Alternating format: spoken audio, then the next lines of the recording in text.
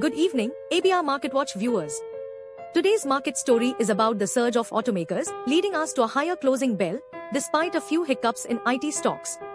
The Nifty Auto Index, our key barometer, soared 3.36%, outpacing all other sectors, as the Nifty 50 climbed a modest 0.37%.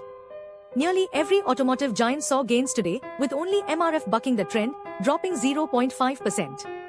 The automakers' upward trajectory was primarily fueled by their announcements to pass on the full benefits of recent GST cuts across their vehicle portfolios to customers. This move has ignited hope among consumers, as it translates into more affordable vehicles for them. Two major players in this sector, Mahindra & Mahindra, M&M, and Tata Motors, enjoyed a 4% and 3.7% surge, respectively. Hero MotoCorp also gained 2%, following the appointment of Harshavardhan Chitle as its CEO effective 5 January 2026. Adding to the optimism in the automotive sector is Samvardhana Motherson's ambitious growth plan. The auto parts maker aims to quadruple their gross revenue to a staggering $108 billion over the next 5 years. The positive outlook for car sales was further reinforced by the Federation of Automobile Dealers Association, FADA, which reported a 2.84% year-on-year increase in consumer car sales in August. They expect this trend to continue during the festive season due to the government's GST cuts. In terms of year-to-date performance, the Nifty Auto sector is leading the pack with a nearly 19% gain, far surpassing the NSEI's 4.9% climb.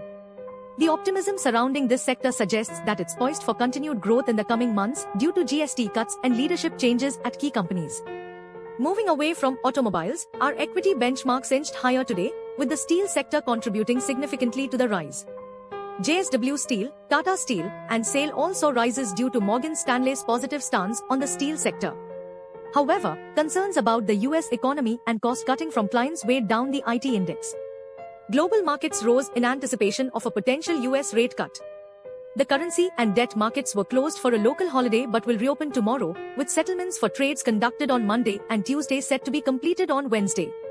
That's all for today, ABR Market Watch viewers. Stay tuned for more market insights as we continue to track the ups and downs of the financial world.